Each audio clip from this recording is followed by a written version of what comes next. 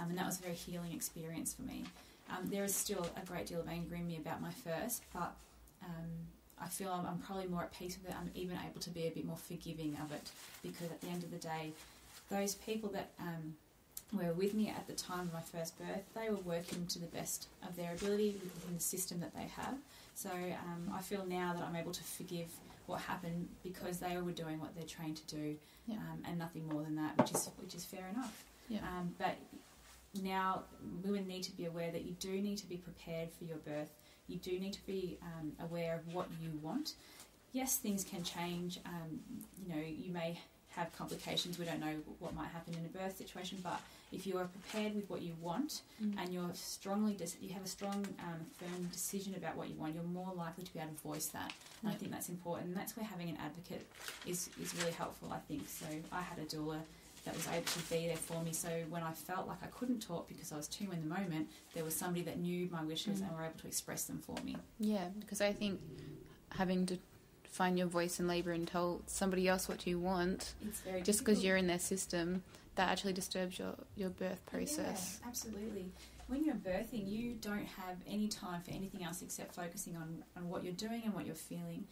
And if you need to stay relaxed, which is what I was saying earlier, is the most important thing, staying relaxed and allowing your body to open up. If you're trying to focus on being relaxed at the same time as trying to tell somebody to stay away from you with some cannula or whatever it is that they're trying to get you to have, you can't do two things at once, because you need to be 100% focused on your body and what your body's doing. Yep. And that's where, being prepared, knowing what you want, and everyone around you that's there to support you, knowing what you want as well. Yep. That's the way to go. Michelle O'Dont gives 4 tips to ensure that you get the birth that you want, because he says how we are born matters, and most importantly is to turn off the neocortex, that is, to stop thinking. And here are 4 things that turn on the neocortex and that will make your birth difficult. Number 1 is language. So the mother is not to form any words. Sounds she can make, words not. Light, all light, but especially artificial light, needs to be off. The mother needs to be in a dim place. Being observed, people or machines. When we are observed, we observe ourselves. And when we're observing ourselves, we're using our neocortex. Think carefully who you invite into your birthing space. Michelle O'Dont says, you ought to have one midwife sitting in the corner, knitting. And where should everybody's hands be at a birth? In their pockets. Words from Michelle O'Dont. The other one, he says, is your attention. So anything that makes you look or attend to is a distraction. So it's about enabling yourself to have your neocortex turned off so that you can go into your primal body and birth instinctively, because childbirth is instinctive. Absolutely. Yes. You need to be inside yourself, not outside yourself, because what is happening is inside your body, so you need to be 100% present with that so that you can focus on allowing it to happen and not fight against it. That's right. And as soon as you fight against it, it becomes tense, becomes more painful, and that's where you end up with the cascade of interventions, because you think you can't do it, because it is an unknown sensation. It is a very strong sensation, and it's something that you haven't had the chance to experience before when you're having your first. So, of course, anything you don't know can be a little bit fearful, and that's where we end up. The fear creates the tension, and the tension creates the pain, and it becomes like a vicious circle.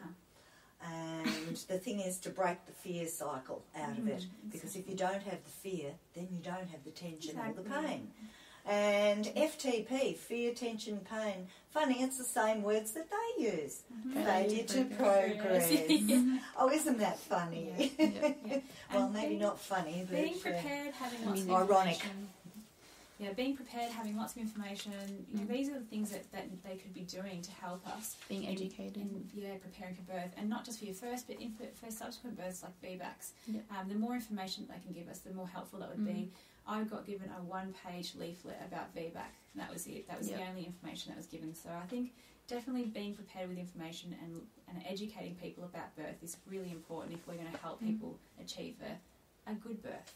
Yeah, because a lot of the stories I've heard of births that have had intervention is that the woman, really wasn't educated about it, wasn't told of the risks, the benefits. If it was actually necessary, she wasn't given a choice, informed consent. Like vaginal examinations are just expected. They're expected, but you have the right to say no. And that's why it's always beneficial to have a birth plan written out. And on that birth plan you can include that you do not wish to have any vaginal examinations unless you request them. So you leave the door open. Because maybe during labour you may want to know.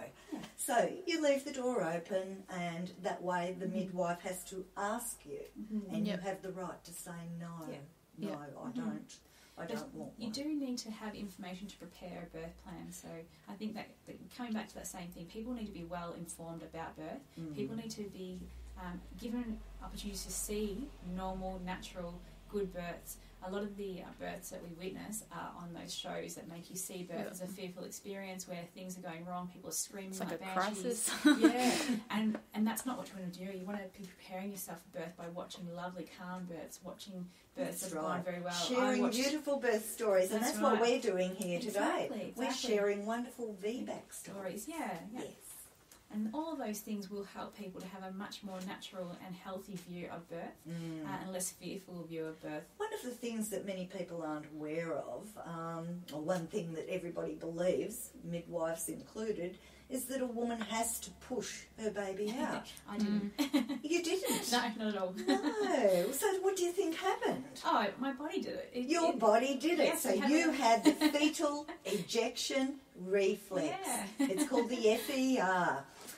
The prevalent culture of society is that of dominion over and control of nature, as well as the dominion of groups of people by the other groups of people who hold more power. Pregnant women's bodies are dominated by the hierarchical, patriarchal system. Hospitals with doctors and midwives, just like the Spartans we are. It has been expedient for our culture to be warlike.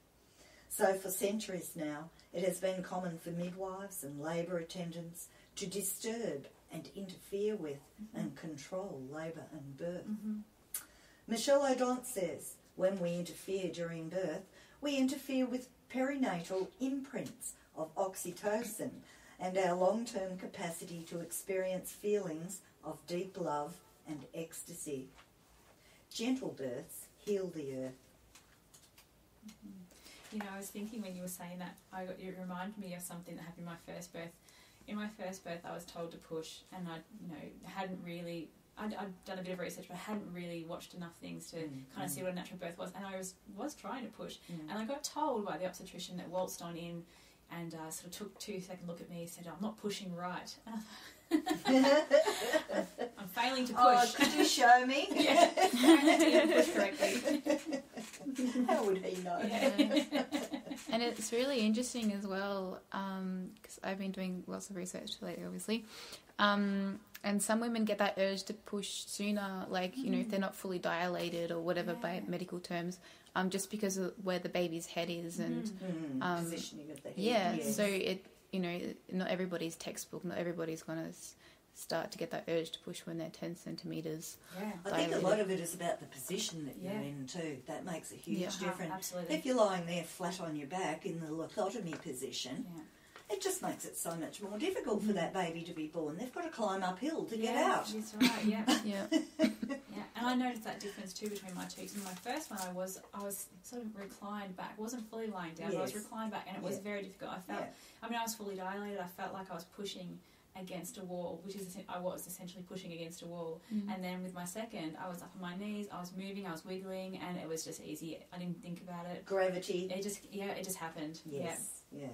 So, but these are all things that we may not be told leading up to our births. When we go for our appointments at the hospital or wherever it is that your care is, you have a 5 to 10 minute, sometimes 15-minute appointment. You have a chance to have a little bit of a chat, but there's not really the chance to really flesh out what's going to actually happen. How does birth really progress? These are the types of things that should be passed on. But when we talk to other women about birth, the majority of the stories that you hear are traumatic births. And people like to share those scary stories rather than sharing the good ones. And if you share a good birth story, people often go, wow, you were lucky. And it should be that we share... It gets brushed off. That's right. We should be able to see more good birth stories. Absolutely. Yeah.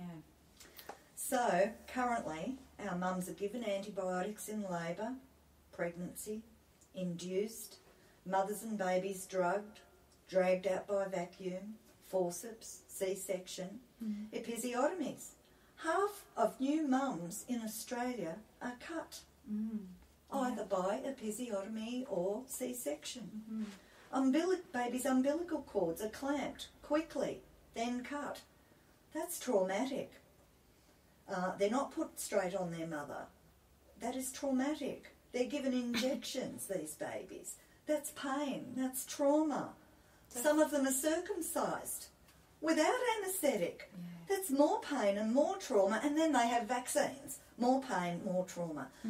Mothers supported, unsupported and unable to cope in our society. Antibiotics are just used for everything.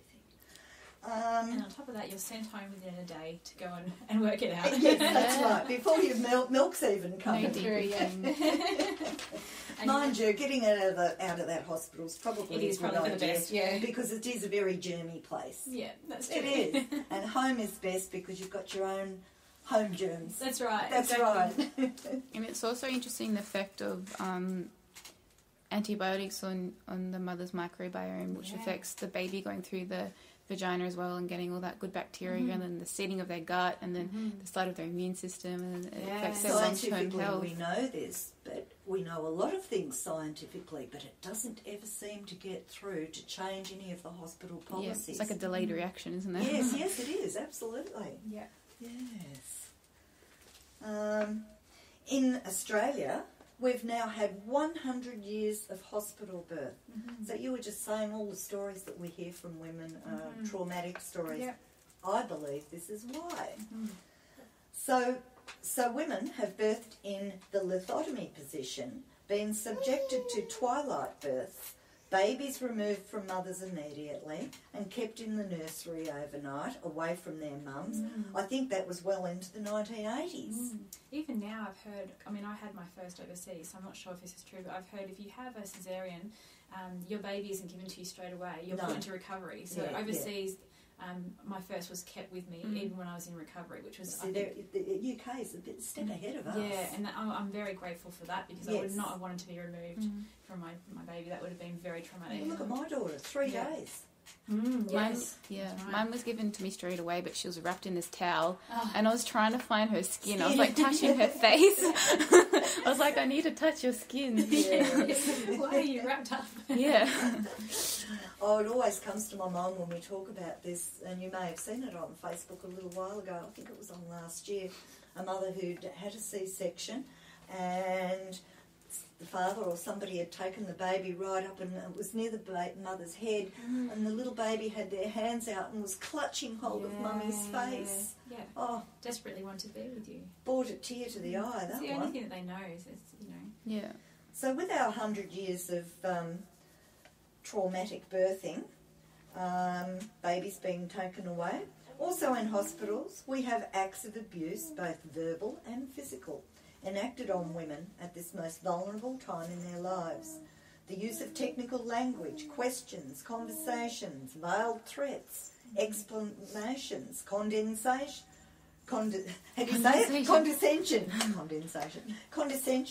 deadlines, ultimatums, all stimulate the neocortex, as with the bright lights. The mother needs to be undisturbed in a primal state, accessing her parasympathetic nervous system, releasing the cocktail of hormones that is every woman's birthright in a dark, safe place. Physiological birth is an involuntary process. Absolutely. Did we want to talk about the difference between VBAC rates like overseas compared to Australia as well? Yeah, we could. Because you were saying something before, Sandy, about, what was the country? Was it Finland or... Finland, Netherlands? Netherlands. Which was interesting. I've got some stats somewhere. I've got some here as well. Yeah, well, you do yours. I can't find one. I don't know if you've got the same as me.